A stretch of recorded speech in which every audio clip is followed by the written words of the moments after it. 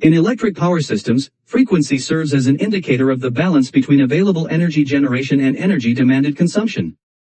It is closely linked to active power, such that an excess in active power results in an increase in frequency, and a deficit leads to a decrease. Frequency support pertains to the short-term balance of energy and frequency within the electric power system. It involves ancillary services that continuously modulate active power to maintain frequency within specified limits, thereby preventing potential load shedding, instability, and system loss. Frequency support is a crucial component of ancillary services in power systems. It ensures the stability and reliability of the electrical grid by maintaining the balance between supply and demand. Here are some key points about its importance. Grid stability. Frequency support helps maintain the grid frequency within a narrow range around its nominal value E.g., 50 Hz or 60 Hz. Deviations from this range can lead to instability and potential blackouts. Response to disturbances. When there is a sudden loss of generation or a spike in demand, frequency support services provide a rapid response to counteract these disturbances. This can involve either increasing generation or reducing load. Integration of renewable energy. With the increasing penetration of renewable energy sources like wind and solar, which are intermittent by nature, frequency support becomes even more critical. These sources do not provide the same inertial response as traditional fossil fuel generators, making frequency support essential for maintaining grid stability. Economic efficiency. By ensuring a stable frequency, ancillary services help avoid the costs associated with power outages and equipment damage. This contributes to the overall economic efficiency of the power system. Regulatory compliance. Many grid operators have specific requirements for frequency control that must be met to ensure the reliable operation of the power system. Ancillary services help in meeting these regulatory standards. Let us discuss about Fast Frequency Reserve. FFR, which is also known as Firm Frequency Reserve, is a rapid reserve mechanism that operates significantly faster than Frequency Containment Reserve. It is designed to address frequency issues quickly, providing enough time to activate the FCR. FFR is specifically defined for under-frequency situations, which are more critical than over-frequency scenarios. It can be achieved by rapidly injecting active power or reducing load in the system. There are two types of FFR, short support duration FFR lasting at least 5 seconds and long support duration FFR lasting at least 30 seconds. Both types must be activated within 1.3 seconds, either by a step change or a ramp. FFR can be provided through real inertia from rotating masses or emulated by power electronics interface sources, known as synthetic or virtual inertia. Potential providers of FFR include conventional generators, loads with under-frequency relays, HVDC interconnectors, doubly-fed induction generators DFIG, full converter-based wind turbine generators, and energy storage systems. Frequency Containment Reserve is an active power operating reserve essential for continuously containing frequency deviations from the nominal value. FCR ensures the operational reliability of a synchronous area by stabilizing the system frequency within seconds to an acceptable steady-state value following a disturbance or incident.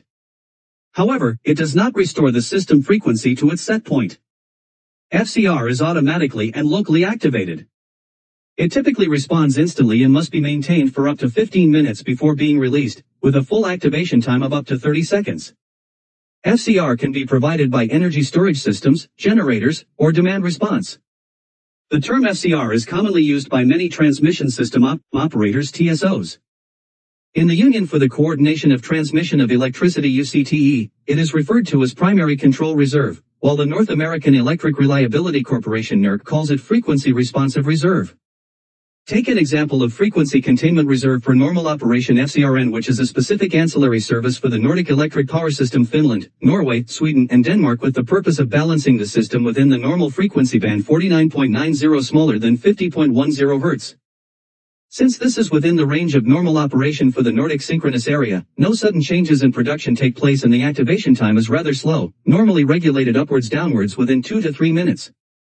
Frequency Containment Reserve for Disturbances is another specific ancillary service for the Nordic electric power system with the purpose of stabilizing the system in case of disturbances where frequency drops below 49.9 Hz, and it will be completely committed at 49.5 Hz. 50% of the reserve is regulated upwards within 5 seconds and 100% of the reserve is regulated upwards within 30 seconds. Frequency Restoration Reserve is an active power operating reserve necessary to restore system frequency to the nominal value after sudden system imbalance occurrence E.g., the outage of a power plant. FRR aims to restore the system frequency in the timeframe defined within the given synchronous area by releasing system-wide frequency reserves.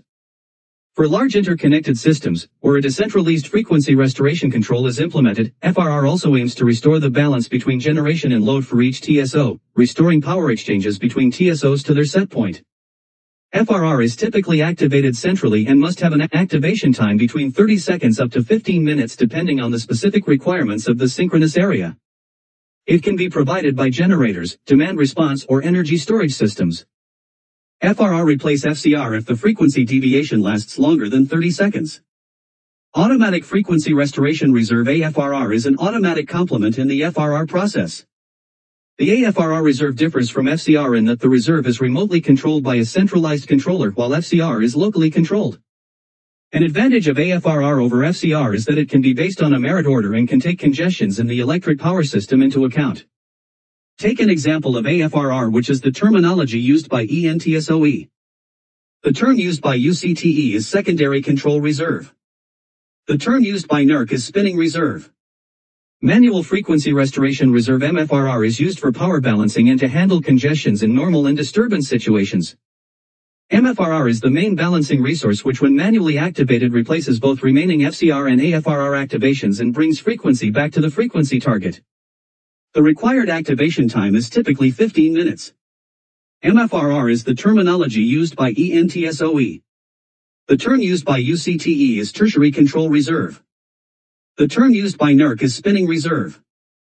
Replacement Reserve RR for short is the active power reserve available to restore or support the required level of FRR to be prepared for additional system imbalances, including generation reserves. RR replaces utilized FRR, helps manage congestions in the electric power system, and brings the frequency and the interchanges back to their target values when FRRs are unable to perform these tasks. RR can be centrally activated manually or semi-automatically at the TSO or DSO control center in case of observed or expected sustained activation of FRR and in the absence of a market response. System operators can also use RR to anticipate unexpected system imbalances. RR has slower response times than other reserves but are capable of responding over longer durations. The activation time varies among TSOs and DSOs. The full activation time of the RR standard product is typically 30 minutes. The ramping period can be from 0 to 30 minutes. RRs are often high-cost generators that do not normally bid into bilateral or spot markets and can start within 30 minutes or loads that can be interrupted on 15 or 30 minutes notice. They are called upon infrequently but must be reserved through ongoing capacity payments to be available on short notice and at all times. RR is the ancillary service with the largest load participation, as the requirements specified by TSOs and DSOs for response time, communications and control are relatively load-friendly. The combination of a steady revenue stream from capacity reservation payments plus the infrequency of operation is attractive to load aggregators. Synchronous inertial response SIR for short is the response in terms of active power output and synchronizing torque that a device can provide following disturbances and is a key determinant of the strength and stability of the electric power system. The response time of SIR is instantaneous, less than 10 milliseconds, and the active energy output from SIR providers typically must be between 15 and 45 seconds in duration. SIR can run in conjunction with FFR, and both have significant implications for the rate of change of frequency ROCOF during power imbalances and for transmission and distribution protection devices and their operating philosophy. With increasing non-synchronous generation, this response becomes scarce and there is therefore a need to incentivize it. In particular, if SIR can be provided at low active power outputs, the electric power system could accommodate higher levels of non-synchronous generation. SIR can be provided by synchronous generators, synchronous condensers, and some synchronous demand loads when synchronized because of the nature of synchronous machines. It can be also provided by certain energy storage systems, especially the ones that rely on rotating masses to generate electricity, like pumped hydro energy storage systems (PHES), compressed air energy storage systems (CAS), and liquid air energy storage systems (LAS). Ramp rate control RRC for short refers to the ability to limit the power ramps of generating power plants for safe and reliable interconnection to the electrical grid. This is especially important for power plants that can ramp up and down quickly, like solar power plants or wind farms. If the generated power changes very quickly, the electrical grid will be subjected to a sudden change in generation and power flow at various points. Such scenario causes serious problem with power delivery, as plants struggle to maintain the balance of power in face of rapid changes. Hence, RRC must counteract quick change in output power to ensure that the facility delivers a ramp rate deemed acceptable to the TSO or DSO. RRC involves stabilizing, damping and changing the loading level of a generating plant in a constant manner over a fixed time E.g., ramping up or ramping down to deal with changes in generation, demand, interconnector flows or generator availability.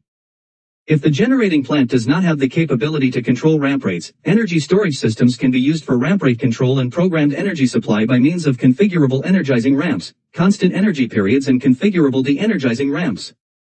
In remote and isolated grids, the connection to the main electrical grid is often not economical or technically impossible. Off-grid installations are often powered by fossil fuel generators which are expensive and cause high emissions. These generators usually have to ramp up and down frequently, resulting in higher fuel consumption and emissions. In these cases, energy storage systems can reduce overall system costs by smoothing load peaks, which allows the generators to operate with smaller power gradients and/or fewer startup shutdown cycles. Load following capability ensures that the power demand of the loads within a specific region or area is met by continuous balancing of electric supply generation and end-user demand load. This can be accomplished by committing online generation or energy storage systems whose output is raised or lowered as necessary to follow moment-by-moment changes in the load. Load following can also be achieved by using demand response and load management resources, including curtailable interruptible loads and direct load control. Normally, generation plants are used for load following. For load following up, generation is operated such that its output is less than its design or rated output, also referred to as part load operation. That allows operators to increase the generator's output as needed to provide load following up to accommodate increasing load. For load following down, generation starts at a high output level and the output is decreased as load decreases. Energy storage systems are a good solution for load following as their power can flow in and out the grid in real time depending on fluctuating changes in consumption. Their use instead of generation plants offers several benefits. They can operate easily at partial output levels.